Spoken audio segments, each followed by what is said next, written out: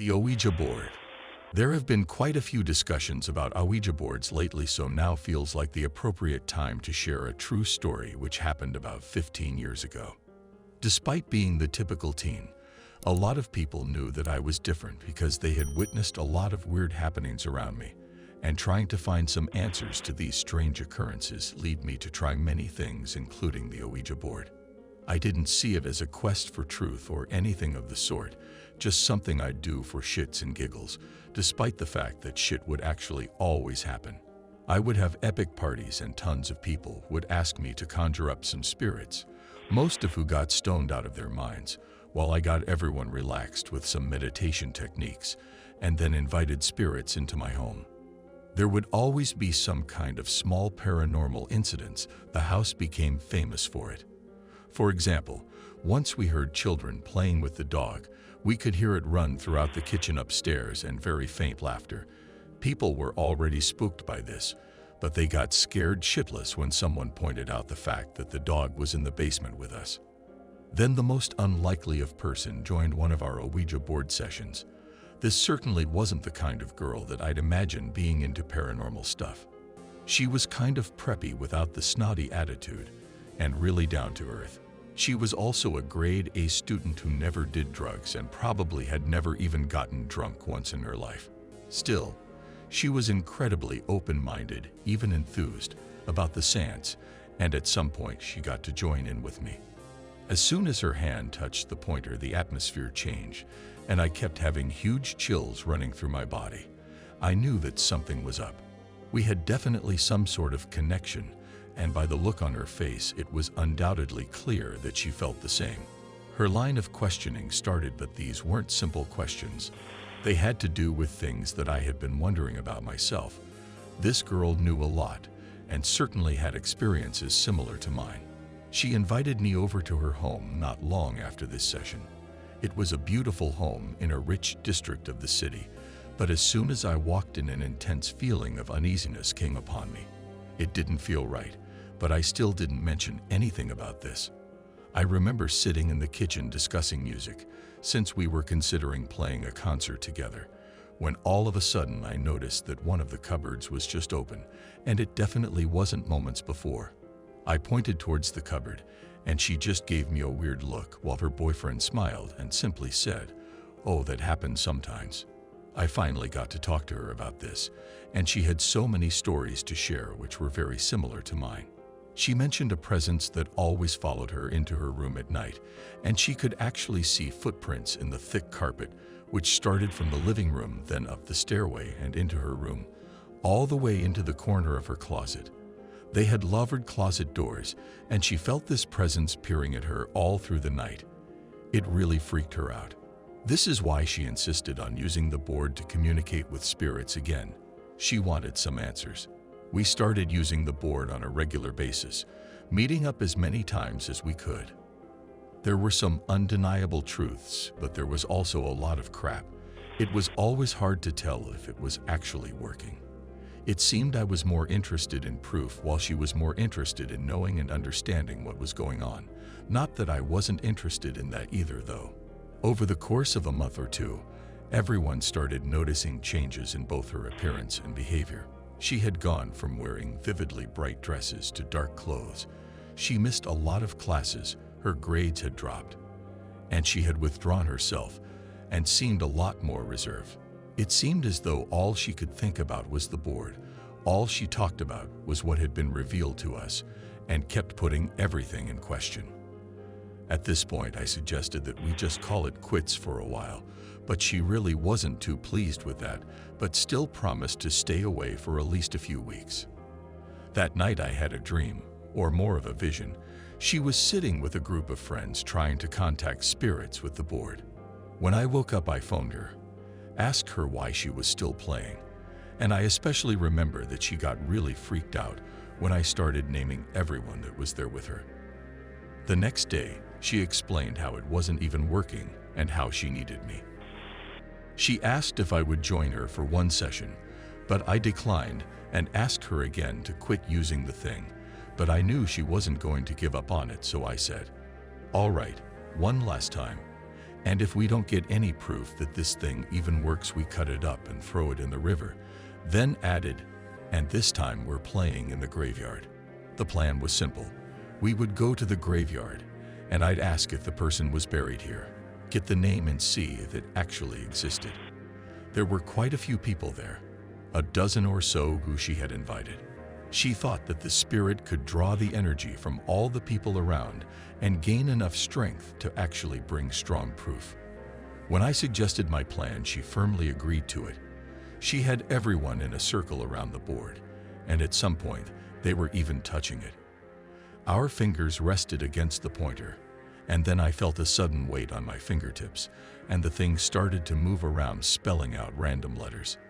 We explained our system to the spirit, which was to go up the center of the board between each word, while someone wrote down what was said, and it seemed to understand.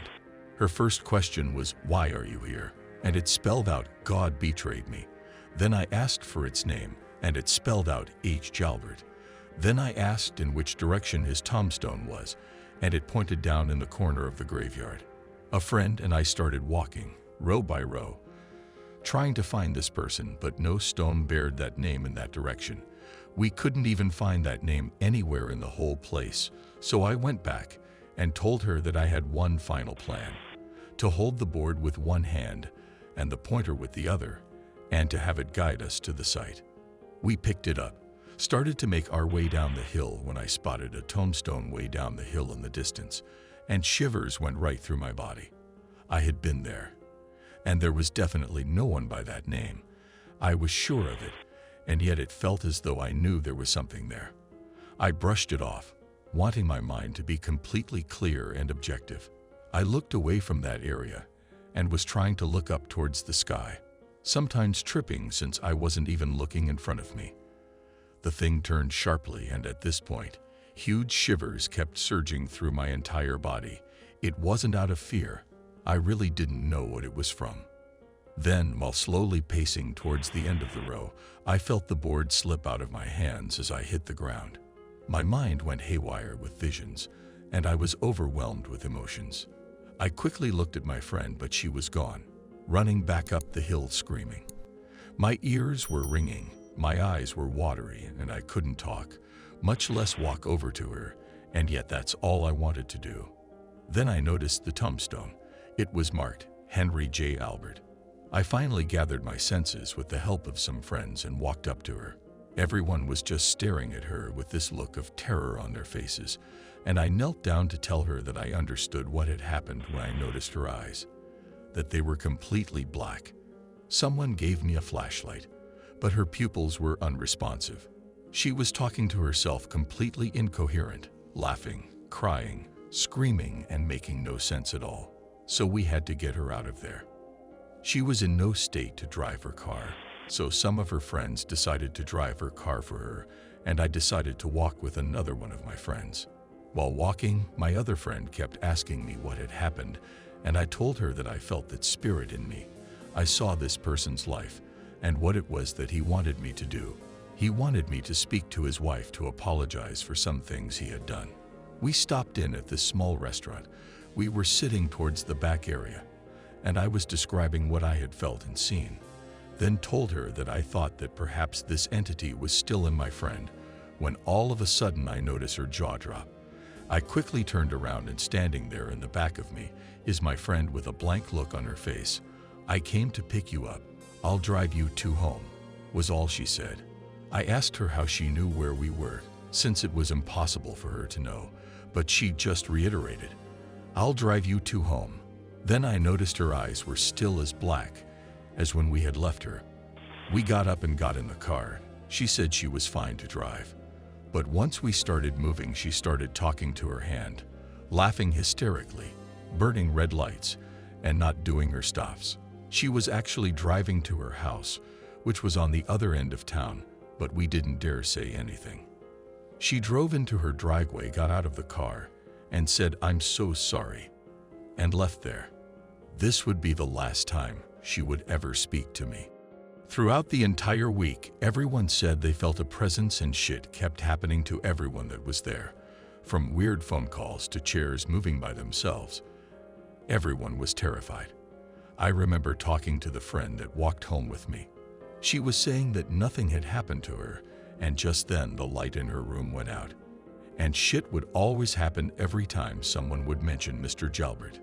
The girl seems all right now, but she still avoids me. Just the look in her face when she looks at me. It's as though I am a bad memory to her. All the activity really stopped after his wife passed away. Ouija board. I kept on trembling. I couldn't take it any longer. This was freaking me out. Why did I have to go into the basement? Why did I have to look into the box? And why? Oh God, why did I have to take out the board? I thought it was a game. I was wrong. I contacted a spirit. The wrong spirit. It is all my fault. Jessica is cursed, and it is all my fault. It started like this. 2 days ago, I was looking in the basement for some antiques I can sell on eBay. Jessica, my little 6-year-old sister, has always wanted a porcelain doll of her own. I either had to find a porcelain doll or find some money to buy one. For now, it looked like the latter was my only option. Anyway, while I was down in the basement, I dug up this board with letters all over it. Cool, I thought. Jessie would rather have a board game than a stupid old doll. I yanked out the board from the rest of the debris and carried it upstairs. Hey, Jessica, I have a surprise for you. I set the board down. What, Marie? My little sister, still sleepy from her midday nap, scuttled downstairs, her little Disney princess's slippers squeaking. I have a board game for you, Jess. Isn't it pretty? I kneeled down and started brushing off the dust from the board. It's creepy, Marie.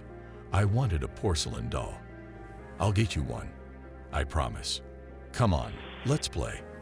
Nah. Jessica shook her head. It's creepy. Come on, it's just old. I patted the floor across from me. Sit. Jessica scooted over to the board and stared at it. Then she plopped down. I'll shut the curtains so no one can look through and tell me cheats, okay? Okay. I dimmed the lights and shut the blinds, pulling the curtains over them. I went back and sat down. I think we are supposed to spell stuff with this thingy. I held up a little glass triangle. I put it down over H, and Jessica put her hands onto mine. We spelled out hello. Jessica giggled. Then we spelled out boo jeers. I was astonished when Jessica kept playing. We didn't finish spelling lollipops when the piece started moving itself. Marie, what's going on? I honestly don't know, Jessica. The piece spelled out not a game. I grabbed a hold of the piece. Who are you? I spelled out. Die. Marie, what does die mean? My eyes were wide open. Crash. The glass table next to us shattered into pieces. Jessica shrieked. Marie. I grabbed her and held her close. I stood up and looked around. Nothing. Not a baseball. Not a prank. Nothing. I sat her down next to me, and holding hands, we spelled out LEAVUS alone. Leave it responded. Jessica, being her idiotic self, furiously spelled out you. I pulled her hands away, and the piece spelled Hayont. Oh no. I stared at the board. Next thing I knew, Jessica shrieked again. Mary, something scratched my back. I jumped behind her and lifted her pink pajama shirt, revealing red marks streaming down her back. Ever since that day, my little Jessica has been tortured. And ever since that day, she has never been the same happy-go-lucky self again.